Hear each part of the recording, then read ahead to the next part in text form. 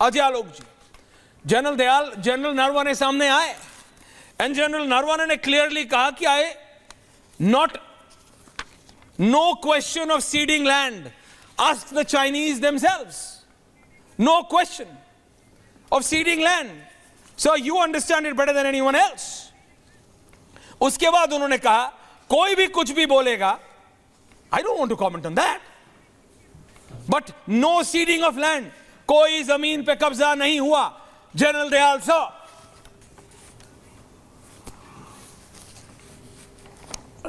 देखिए ऐश्वर्य, जमीन पे कब्जे का तो मुद्दा है ही नहीं। जनरल नरवाने को स्पष्ट करना चाहिए था जो मुद्दा है देश के सामने। देश के सामने मुद्दा बड़ा स्पष्ट है। मुद्दा स्पष्ट ये है कि जो भारत और चाइना के बीच में जो लाइन ऑफ एक्चुअल कंट्रोल है वो 1993 से 2012 तक उसमें 4-5 ट्रीटी एग्रीमेंट्स हैं जिसके तहत एलएसी पर पीस और ट्रैंक्विलिटी मेंटेन करने की दोनों साइड्स की गारंटी है। वो पीस और ट्रैंक्विलिटी आपने 15-16 जून को चाइनीज ने भंग कर दी। सारा देश जानता है क्या हुआ गलवान में, और हमारे सैनिक शहीद हो गए, 20 सैनिक। उन्होंने मुंह तोड़ जवाब दिया और चाइना को बैकफुट पे जाना पड़ा। लेकिन उसके बाद मुद्दा यह है कि क्या सामने पीस और ट्रैंक्विलिटी वाला कंट्री थी या दुश्मन था।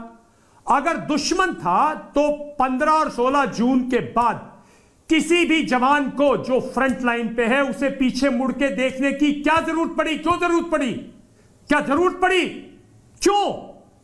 मेरा मुद्दा स्पष्ट है। आप क्या बोल रहे हो, राहुल गांधी जी क्या बोल रहे हैं, पार्लियामेंट क्या बोल रही है, सरकार क्या बोल रही है, हमारे कुछ रिटायर्ड फौजी क्या बोल रहे हैं। भाई फौज में एक बहुत स्पष्ट, अगर आप इस देश की सेना को सेना की तरह ट्रीट करते हो तो फिर एक बात है, सामने अगर दुश्मन है तो लास्ट मैन तक एसओपी होनी चाहिए। आप ये कार्रवाई हुई तो ये करोगे, इसका मतलब वो नहीं थी। इसमें मैं फौज के जो लीडरशिप उसको भी ब्लेम करता हूं।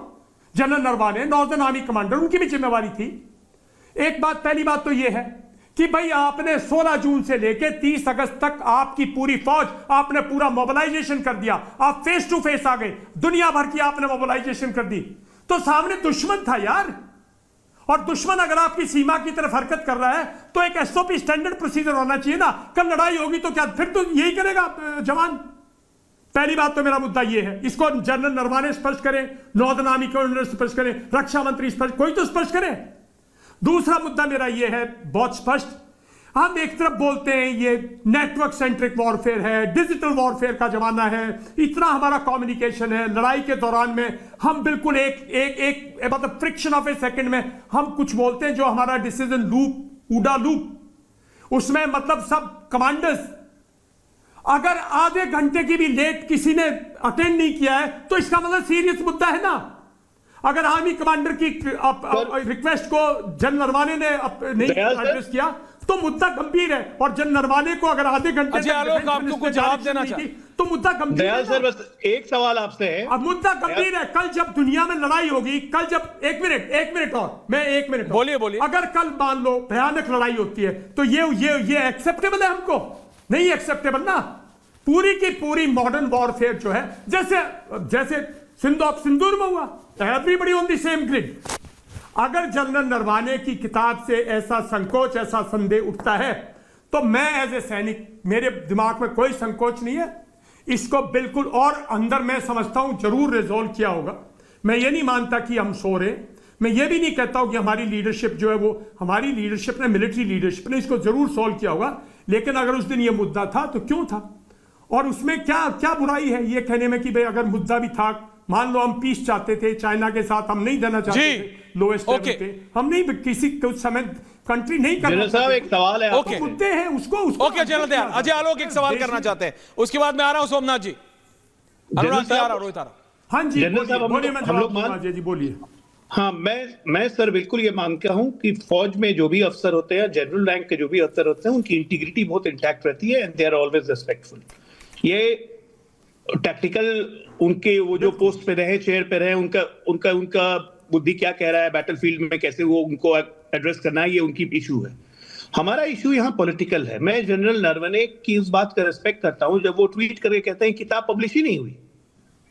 आज जनरल नरवणे कहते हैं कि एक फालतू मैगजीन जिसमें अननेम्ड सोर्सेस के द्वारा आर्टिकल पब्लिश कर दिया गया, उस पर इतना बवाल करना कहां से उचित है? इस पर कोई जवाब देने की जरूरत ही नहीं है। तो do you take General Naravane at the first point, yes किताब पब्लिश ही नहीं हुई? और जब किताब ही नहीं पब्लिश हुई तो उस किताब में क्या लिखा हुआ है, नहीं लिखा हुआ, उसकी क्रेडिबिलिटी क्या है? क्या उसके चलते पूरी संसद को गुमराह करना, पूरे देश को गुमराह करना, एक एलओपी को या किसी भी फॉर दैट मैटर किसी भी आदमी को क्या ये करने देना चाहिए? Is this should not be punishable? आप खुद बताइए सर,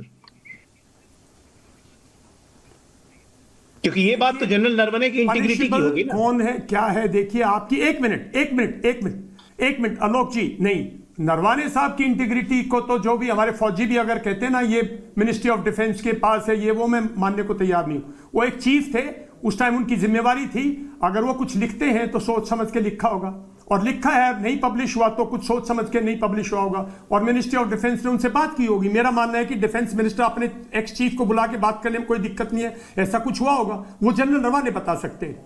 लेकिन ये जो पार्लियामेंट में हुआ है, ये मुद्दा मैं समझता हूं ऑपोजिशन और इस देश की सरकार दोनों इक्वली जिम्मेवार हैं इस पूरे के पूरे सेशन को डिस्ट्रॉय करने में। बड़े Okay. मुद्दे, हमारा गंभीर मुद्दा है साहब आलोक। Now let's go to the हमारा गंभीर politicians मुद्दा, then, अगर हमारी सब जिम्मेदार है तो। पेंशन जो है जनरल दयाल। वो आपने एक लाइन में खत्म कर दी, उस पर कोई डिबेट ही नहीं है।